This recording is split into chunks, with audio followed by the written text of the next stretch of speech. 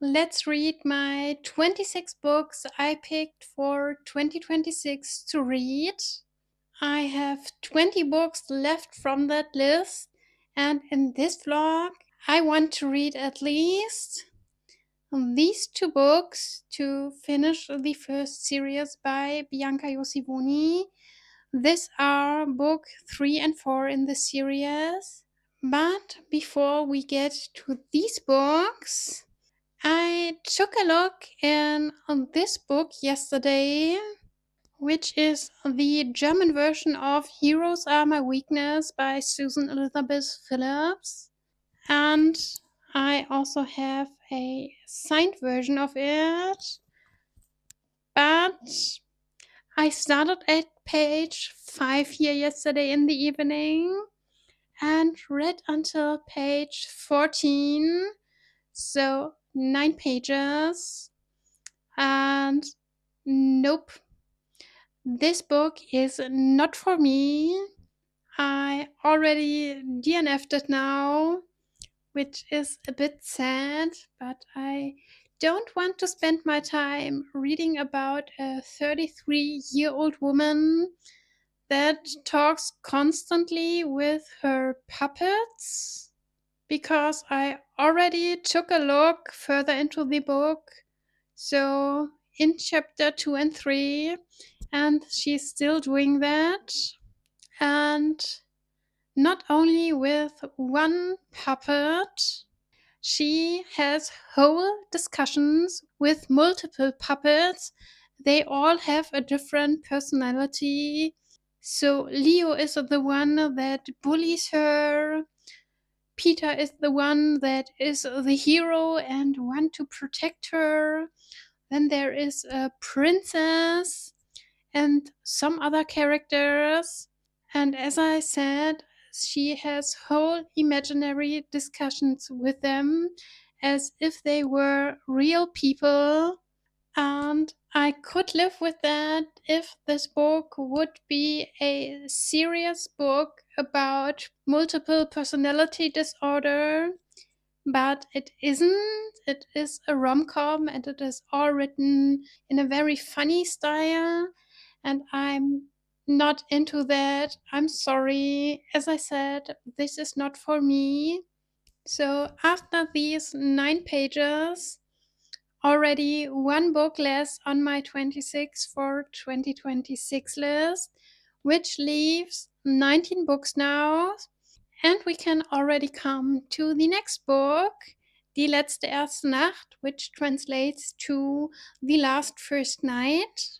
And I'm halfway through the book already. And I remember that I really liked book 1 and 2.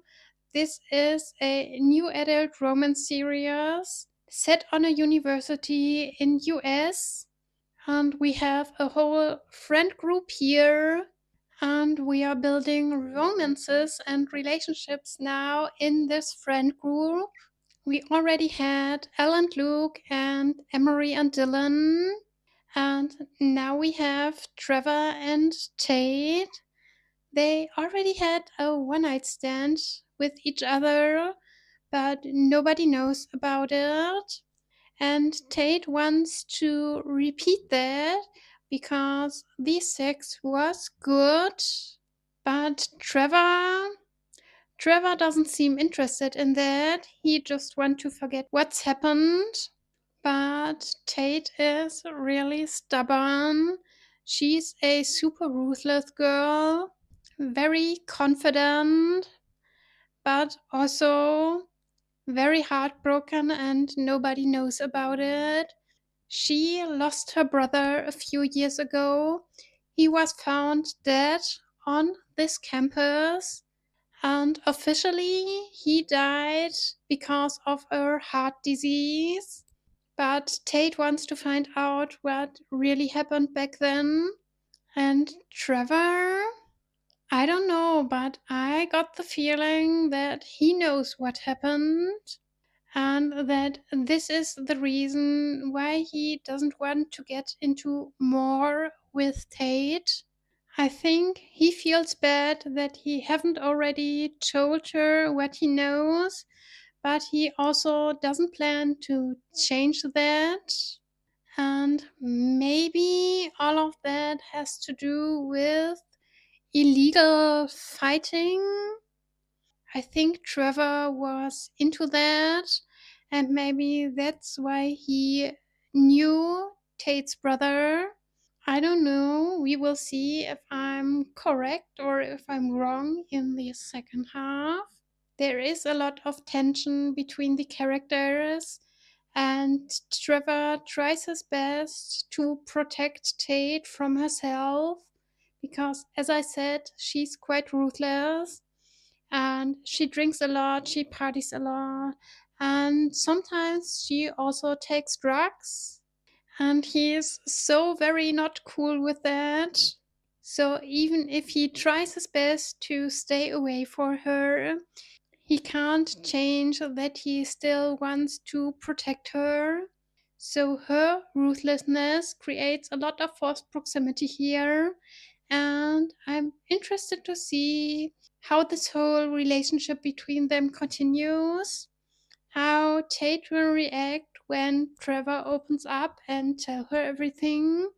And I'm also already interested to read the fourth book in the series because I haven't looked at the synopsis so far, but my guess is that it is about Mason and Grace. There is already some tension between the characters, but before I read that, I will continue with the last first night and will update you when I finished the book.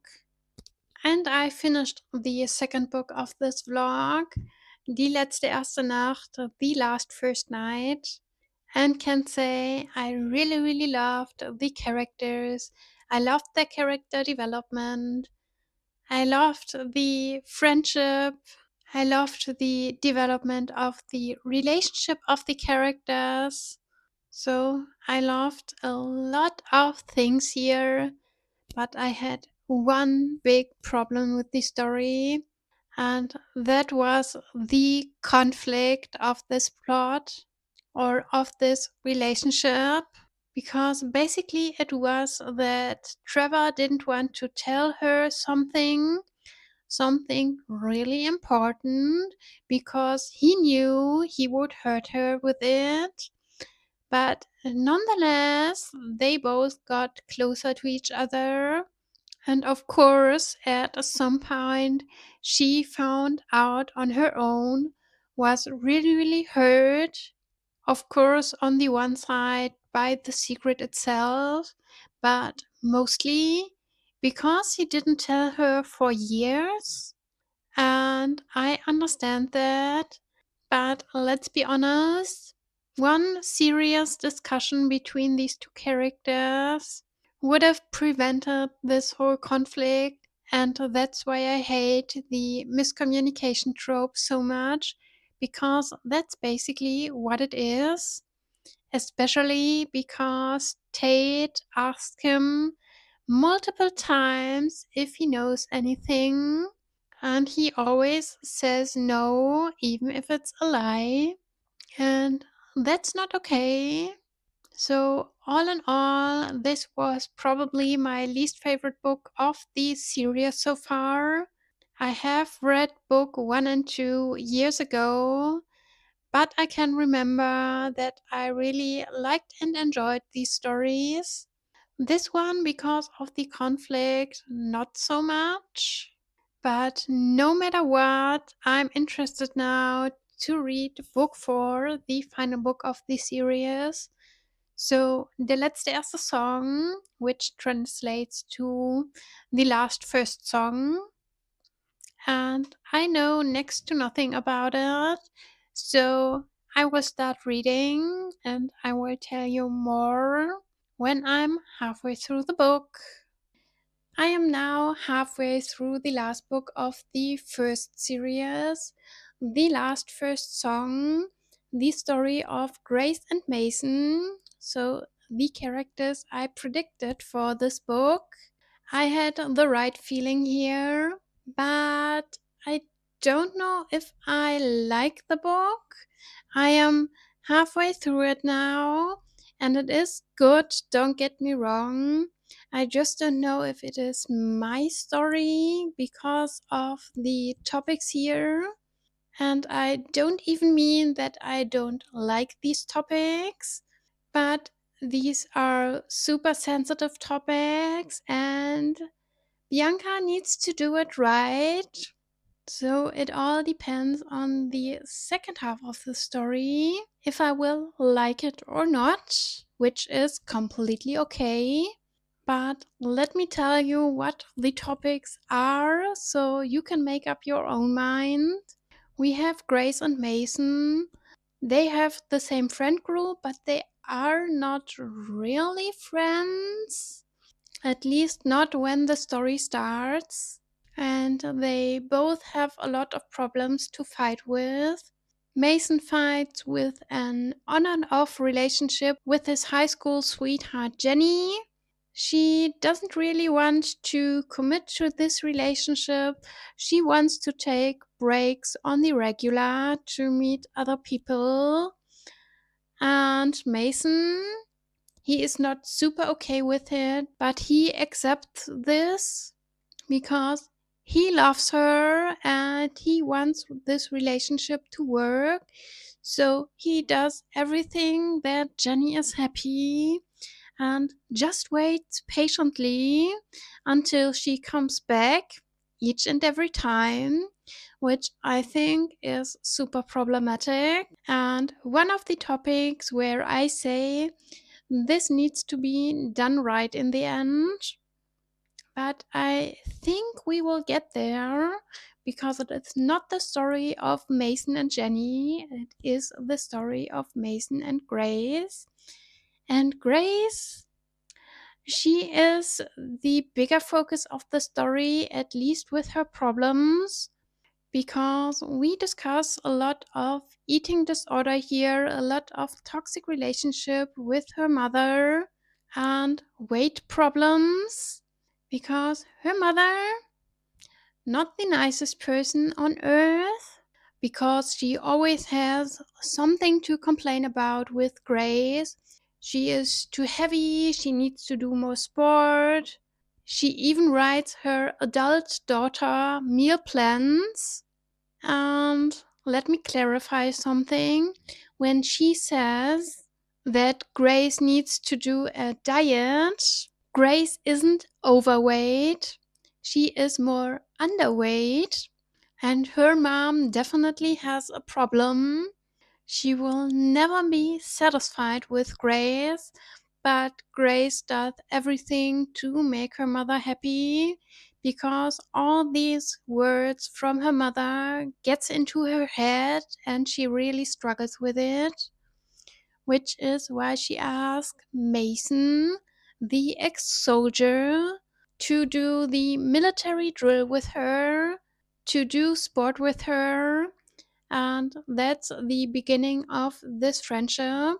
And Grace has a big problem to trust other persons, to open up, because she got hurt a lot in the past and even in the present, to give you a teaser here. And I completely understand why Grace is struggling so much. But I'm also very proud of her that she starts to do steps in the right direction, to gain more confidence, to live her own life, and to figure out what she really wants from life. So even if I'm halfway through the story, not sure how to feel about it, I am interested to see how this will continue. So I will keep reading and we will talk again when I finished the book. And I finished Der letzte erste song and it was an okay read to me. It wasn't bad, but it wasn't super strong.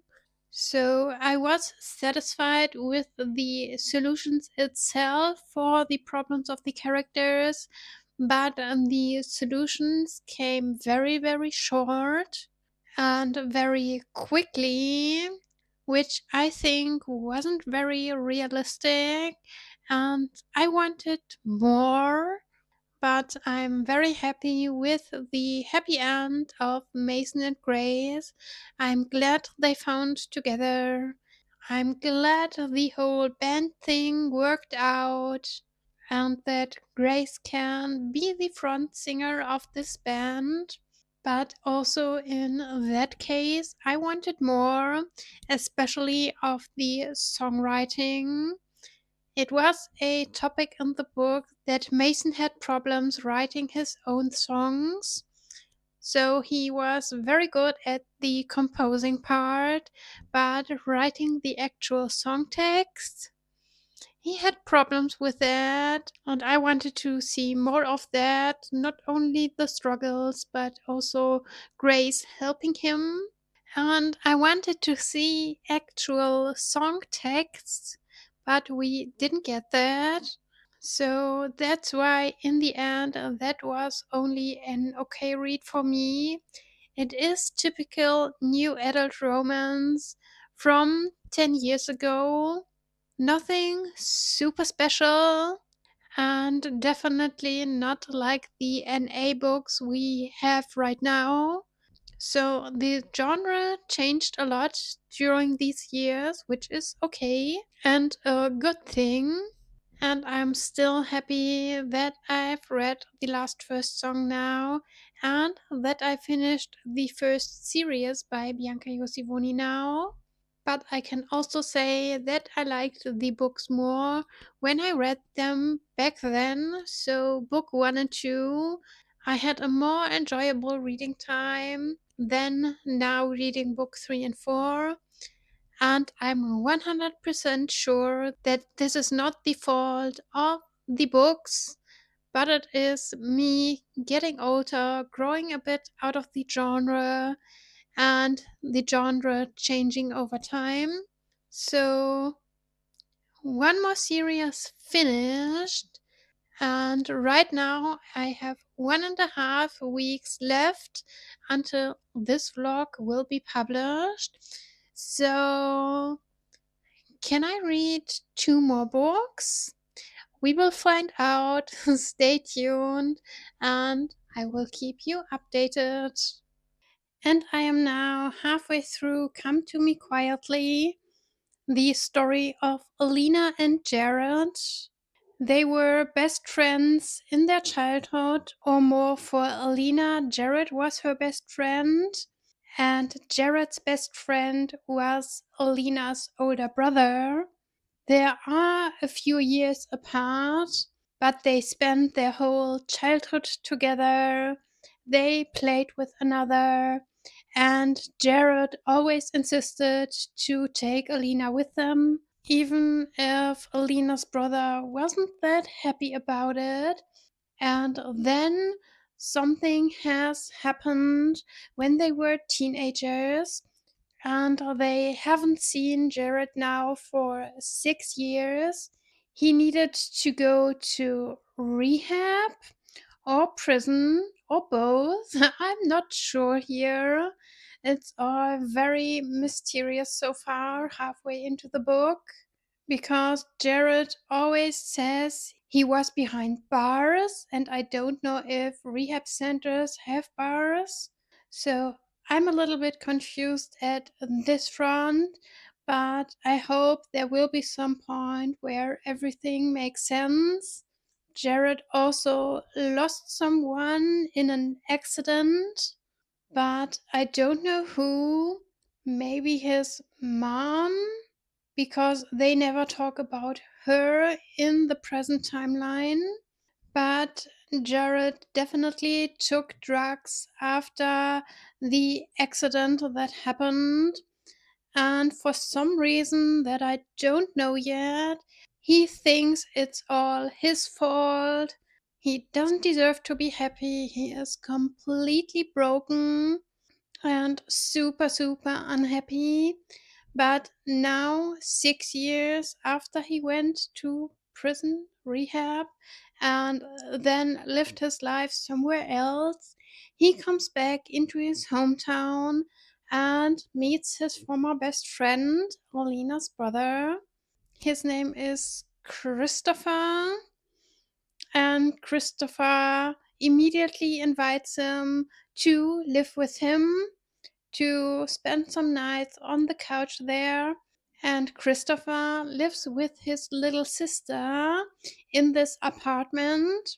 And Alina, she fears to be close again to Jared.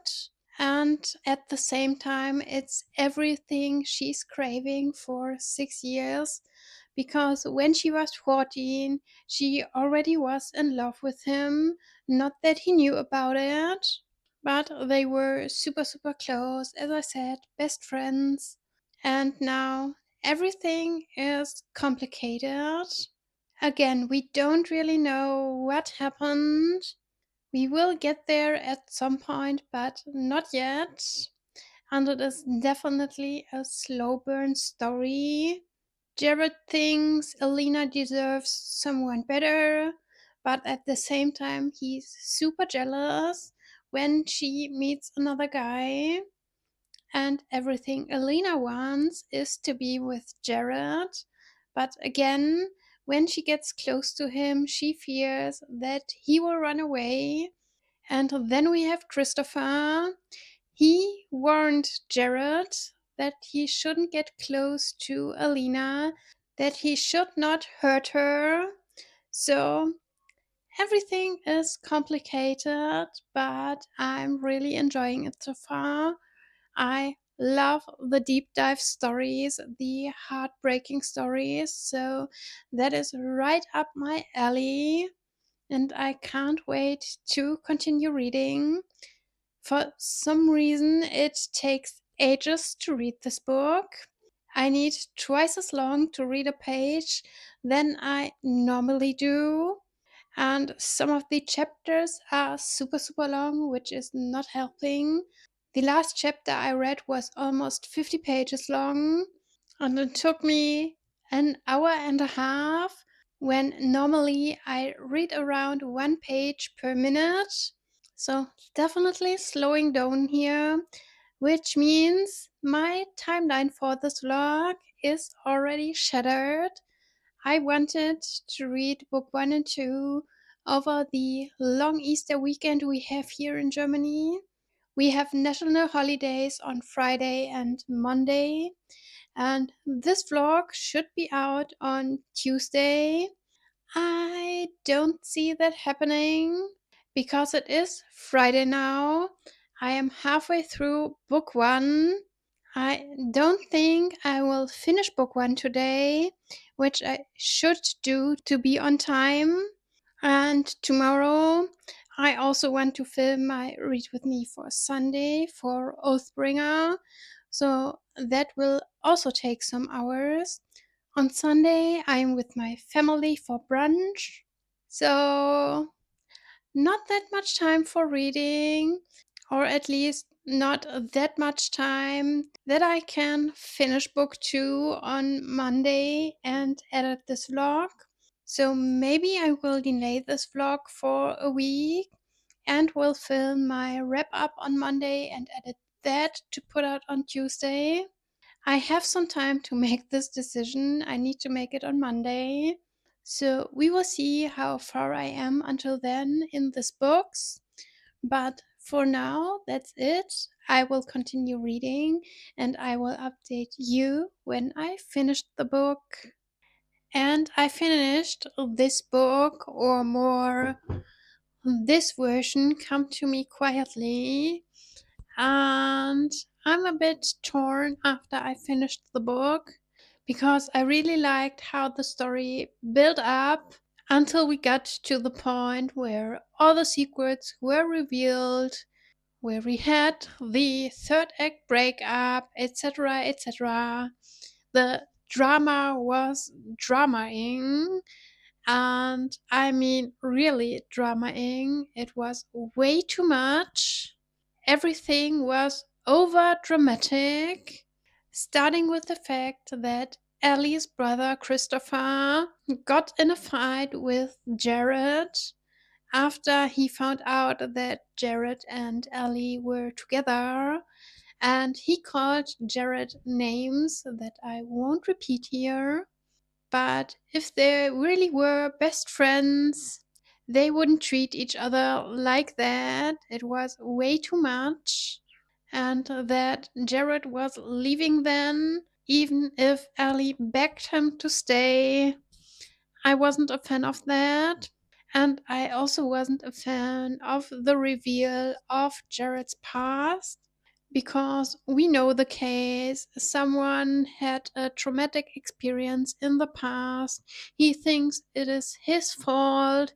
He is grieving. He's feeling the guilt. But in the end, when they tell the story, we find out it is not really their fault. It was Jared's fault. Totally, 100%. It was his fault. And I don't know how to feel about that. And then, adding to all this drama, we had a trope in this book that I absolutely despise. I hate it so much that in the end I didn't know how to feel about the story. I was ready to continue with book 2, Come to Me Softly, but I was dragging starting it for a few days now, and I discussed it a bit with my best friend, told her about the story, about my experiences, and she made good reasons here to DNF the series at this point. Reasons that I completely saw and agreed with. And the only tiny thing that wanted me to continue the story is that I wanted to see Jared healing story. But all other parts I was not really interested in. And after I dragged to start this book, I decided to DNF the series at this point, to not continue with book 2, to not read book 3, even if I just hauled the ebook for that. That is my fault to buy the whole series. I shouldn't have done that. I should have only bought book 1 and should have bought book 2 when I wanted to start it. But it is how it is. No need to regret it. I mean, yes, I spent money on it, but that doesn't mean that I also need to spend my time with it if I don't enjoy the story enough, which is the case here.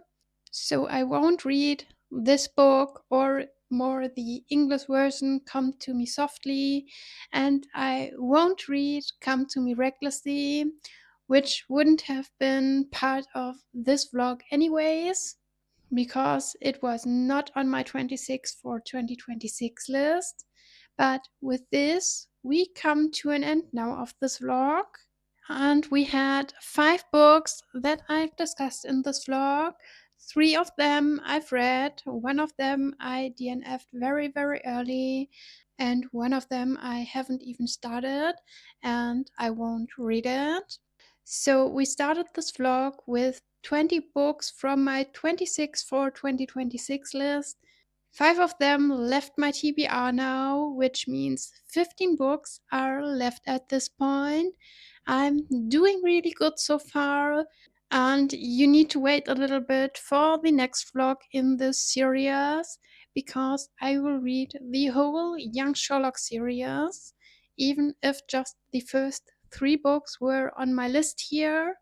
I want to finish the whole series as a project, so stay tuned for that. Please tell me in the comments what was the last series or book that you've DNF'd. Like this video if you wanna, follow my channel, and I will see you next time. Bye!